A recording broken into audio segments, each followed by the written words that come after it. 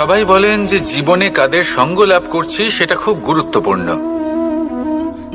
এক ঝুড়ি ফলের মধ্যে যদি একটা পচা ফল আপনি রেখে দেন, তাহলে আস্তে আস্তে সমস্ত ফল পচে যায়। সেই জন্য কথায় আছে যে কুসঙ্গ থেকে দূরে থাকো। কিন্তু কি করা যায়? এই সংসার খুবই ছোট।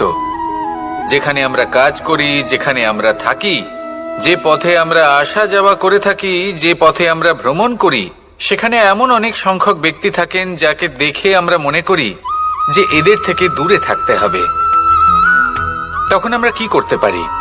তাদের কি আমরা পরিত্যাগ করব? তাহলে এই সংসারে এমন অনেক মানুষ আছেন, তাহলে কি সংসারই পরিত্যাগ করব? না, সেই ফলের মতন হবেন না যারা একটি পচা ফলের উপস্থিতির জন্য নিজেরাও নষ্ট হয়ে যান।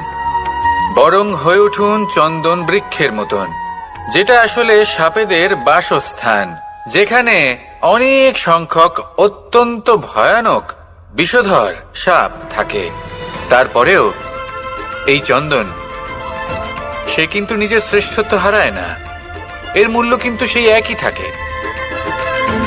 মনে রাখবেন, এই সংসারে নিজের সঙ্গ বদলানোর পূর্বে নিজেকে বদলান। নিজেকে কিছুটা এমন ভাবে গড়ে তুলুন যে কেউ আসুক না কেন সে যেন আপনাকে বিভ্রান্ত বা দূষিত না করতে পারে। আসুন আমার সাথে রাধা।